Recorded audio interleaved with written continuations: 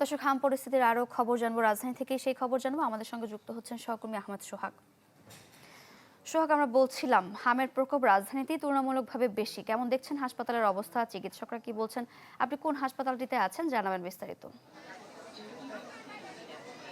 সারিকা, আমি রাজধানীর শিশু হাসপাতালটিতে আছি। সেখানে শিশুরা যে সকল জটিলতায় ভোগেন সেগুলো নিয়ে অনেকেই চিকিৎসা নিতে আসছেন। তবে এর মধ্যে উল্লেখযোগ্যভাবে যেহেতু হামের একটি প্রকোপ চলছে সারা দেশে, অভিভাবকরা অনেকেই হামের যে স্বাভাবিক লক্ষণগুলো রয়েছে সেগুলো দেখা গেলেই তারা আসলে তাদের সন্তানদেরকে নিয়ে হাসপাতালে আসছেন চিকিৎসা নিতে। এই হাসপাতালে প্লাস এর বাহিরে রাজধানীর সংক্রামক ব্যাধি হাসপাতালেও কিন্তু অনেকে চিকিৎসা নিচ্ছেন। এই হাসপাতালে গত 24 ঘন্টায় ইতিমধ্যে 7 জন ভর্তি হয়েছে। আর গত এক মাসে অর্থাৎ হামের প্রকোপ যখন দেখা গেল 15 মার্চ থেকে এই পর্যন্ত প্রায় 271 জন রোগীকে তারা ইতিমধ্যে চিকিৎসা দিয়েছে। এবং এই হাসপাতালে একটি স্পেশাল কর্নার করা হয়েছে শিশুদের জন্য। সেখানে প্রায় 69 জন রোগীকে তারা নিয়মিত সেখানে একটি আলাদা ওয়ার্ডে চিকিৎসা দিচ্ছেন এবং এর বাইরে আরও কিছু রোগীকে তারা আসলে অন্যান্য ওয়ার্ডের সাথে একত্র হয়ে চিকিৎসা দিচ্ছেন। আপনি যেমনটা বলছিলেন, সারা দেশে আসলে এ পর্যন্ত হামের উপশম বা হামের যে লক্ষণ রয়েছে সেই লক্ষণ নিয়ে হাসপাতালে এসেছে ইতিমধ্যে প্রায় 18,000-এরও বেশি রোগী।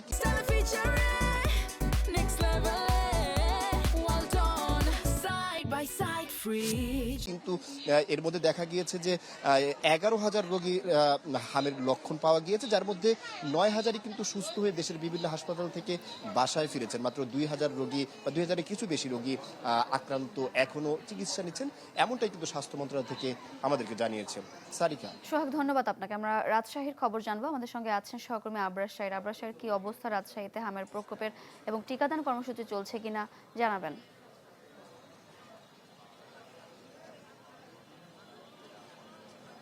টিকাদান কর্মসূচি কদিন বাদে শুরু হবে, 20 তারিখে।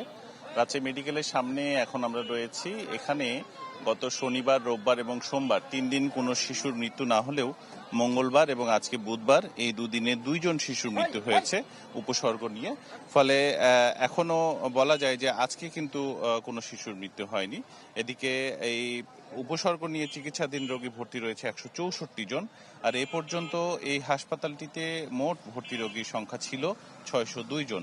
এবং চিকিৎসকরা যেটি বলছেন যে তারা সর্বোচ্চ চেষ্টা করছেন যে হামের এই রোগীদের সর্বোত্তম সেবা দেওয়ার জন্য। আমরা ভেতরেও কিন্তু একই পরিস্থিতি দেখেছি, যারা রোগীর স্বজন তাদের সাথে কথা বলেছি এবং তারা বলছেন যে চিকিৎসকরা এই সেবা দিতে কোনো ত্রুটি করছেন না এবং যথাসম্ভব তারা ওয়ার্ডগুলো, আইসোলেশন রুমগুলো বাড়িয়ে যাচ্ছেন।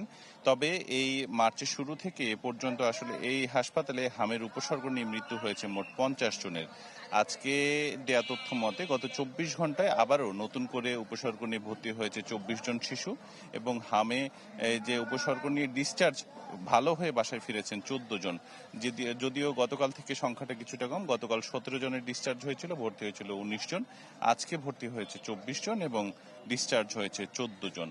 টিকার বিষয়টা যদি বলি তাহলে সিটি কর্পোরেশন থেকে শুরু করে জেলা প্রশাসক তারা এবং সিভিল সার্জন সকলেই বলছেন যে যথাসম্ভব চেষ্টা করছেন যে টিকাদান কর্মসূচিতে যাতে সুষ্ঠুভাবে করা যায় এবং কেউ যাতে বাদ না পড়ে।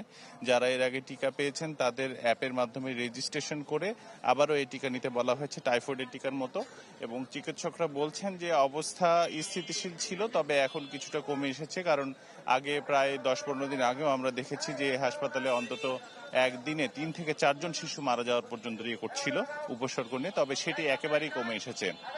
একটি বিষয় বলতে হয় যে যারা আসলে মারা যাচ্ছেন তারা সত্যি সত্যি হামে মারা যাচ্ছেন কিনা সেটি কিন্তু নিশ্চিত হওয়া যাচ্ছে না, কারণ পরীক্ষার যে প্রক্রিয়া সেটি অনেকটাই দীর্ঘ এবং এখানে বিশ্ব স্বাস্থ্য সংস্থা এবং আইইডিসিআর এর প্রতিনিধি ছাড়া কেউ আসলে এই যে নমুনাগুলো ঢাকায় পাঠাতে পারেন না। ফলে একটা দীর্ঘসূত্রিতায় পড়ে এবং সবগুলো নমুনা যে পরীক্ষা করে আবার ফলাফল আসে তাও কিন্তু না।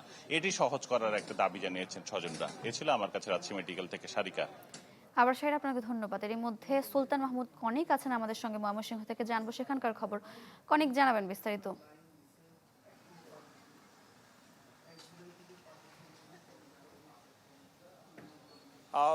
সারিকা, হামির প্রকোপ দেখা দেওয়ার পর থেকে ময়মনসিংহ মেডিকেল কলেজ হাসপাতালের যে আইসোলেশন ওয়ার্ড ছিল সেখানে 17 মার্চের পর থেকে আজকে পর্যন্ত প্রায় 500-র উপরে হাম আক্রান্ত বিভিন্ন এবং সন্দেহ নিয়ে যারা ভর্তি হয়েছিলেন তাদেরকে কিন্তু এই ময়মনসিংহ মেডিকেল কলেজ হাসপাতালে আইসোলেশন ওয়ার্ডে, সেখানে কিন্তু চিকিৎসা দেওয়া হয়েছে। আর এই সময়ের মধ্যে হাম আক্রান্ত হয়ে এবং উপসর্গে মারা গিয়েছেন প্রায় 14 জন শিশু। আর এই প্রকোপ মোকাবেলার জন্য সারা দেশে যে কয়েকটি জায়গায় টিকাদান কর্মসূচি চলছে, তার মধ্যে ময়মনসিংহ জেলার 3টি উপজেলায় টিকাদান কর্মসূচি চলছে। এর বাহিরে ময়মনসিংহ সিটি কর্পোরেশনে এই কার্যক্রম কিন্তু অব্যাহত রয়েছে। এবং আমরা দেখেছি যে ময়মনসিংহ সিটি কর্পোরেশনের বিভিন্ন ওয়ার্ড যেগুলি রয়েছে, সেই সমস্ত বিভিন্ন ওয়ার্ডের শিশুদেরকে এই টিকাদান কর্মসূচির আওতায় নিয়ে আসা হয়েছে। এবং পাড়া মহল্লা থেকে শুরু করে নির্ধারিত কিছু ইপিআই কেন্দ্র রয়েছে সেখানে, এবং এর বাহিরেও ভ্রাম্যমাণভাবে বিভিন্ন জায়গায় এই যারা 6 মাস থেকে 5 বছরের কম শিশু, 59 মাস যে সমস্ত শিশু রয়েছে, সেই সমস্ত শিশুকে কিন্তু এই টিকাদান কর্মসূচির আওতায় নিয়ে আসা হয়েছে। এবং এই কর্মসূচি যেন সফল হয়, সেক্ষেত্রে সেই জন্য বিভিন্ন মসজিদ মন্দির থেকে এবং বিভিন্ন বাজার পর্যন্ত বিভিন্ন জায়গায় মাইকিং করা হয়েছে, যেন এই কর্মসূচির আওতায় প্রত্যেক শিশুকে যেন নিয়ে আসা হয়। অন্ততপক্ষে এই বিশেষ ক্যাম্পিংয়ের, হামরুবেলের যে বিশেষ ক্যাম্পিং চলছে, এই ক্যাম্পিংয়ে যেন অভিভাবকরা তাদের শিশুদেরকে এই বিশেষ টিকাটি তারা দেন, সেজন্য সর্বোচ্চ যে মাইকিং করা দরকার, সেই প্রচারণা চালানো দরকার, সেটি কিন্তু করেছে সিটি কর্পোরেশন। সারিকা, অনেক ধন্যবাদ আপনাকে। দর্শক, রাজধানী শিশু হাসপাতাল, ময়মনসিংহ এবং রাজশাহী থেকে আমরা হামের প্রাদুর্ভাব নিয়ে জানছিলাম।